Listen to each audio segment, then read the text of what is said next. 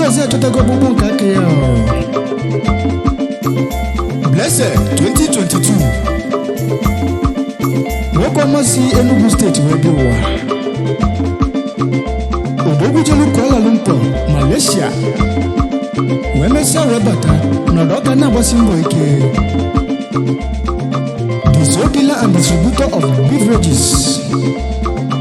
Ebe ị ga-enweta ya bụ na nọmba 232 Sixth Avenue, opposite post office, Ọka. Odogwu na Chukwu agọzigo gị wee nye gị ezi nwanyị ma obi dị ya. Ka m sobe Chukwu Weke nwanyị ọmasị ụmụ ọhụrụ wee bịa ụwa. Asa nwa agụla akwụkwọ na Unizik were first class wepụta. Wee mesịa wee lụba ọrụ na Godfrey Okoye University, Enugu steeti. Achara ugo nwanyị dị mma. Na Chukwu agọzigo gị na di gị. Gozie Blessed 22nd of October 2022. Kafa na-akpa anyị oku. Come on, come on. I wish you happy married life. Your home is blessed already. Akome.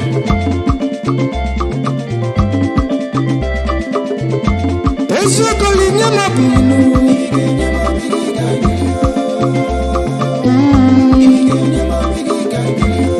Lena nyi palapanu.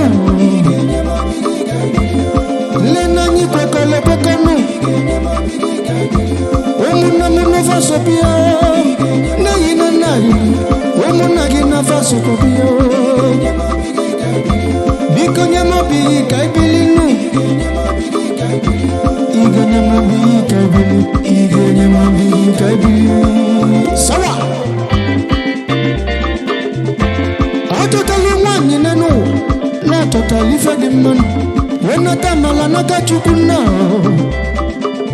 Na Chukwu agọzigo Chigozenu. Wenye ya nwanyị dị mma.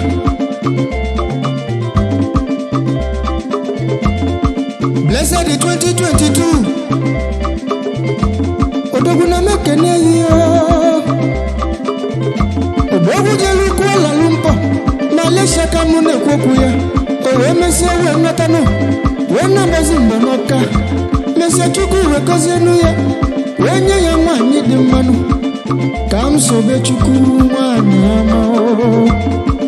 22nd of October 2022. Kafa na-akpọzi anyị oku. Fasi anyị belie anyị aṅụọ. Imi omibala na yi gị wee bịaba n'ụwa. Na Chigozie n'ososigo ịnanụ. Ije akwụkwọ ka mụ na-agọlụ gị tata. Mbọsị afọ mmiri ozuzo ga-agba ọsọ. Mmụọ okokobioko ndị na-emebisi mmemme na fa niile ka gwala ọsọ ịnọrọ ya.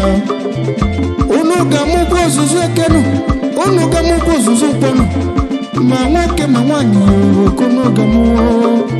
Ọyịmụ your home is blessed ịnanụ.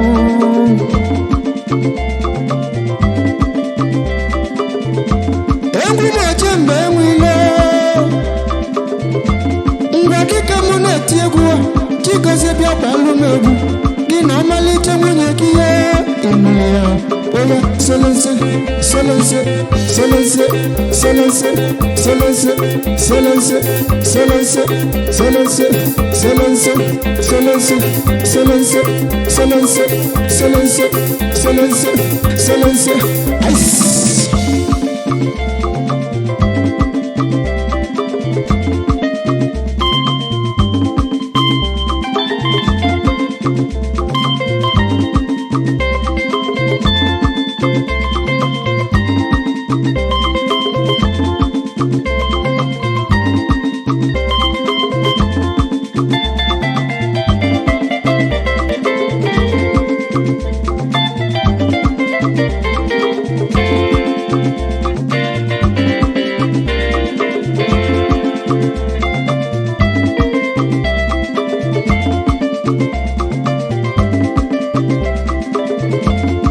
sogoli nyama binu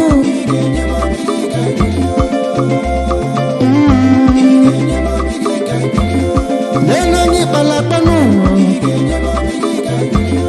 lena nyi kwakala pakanu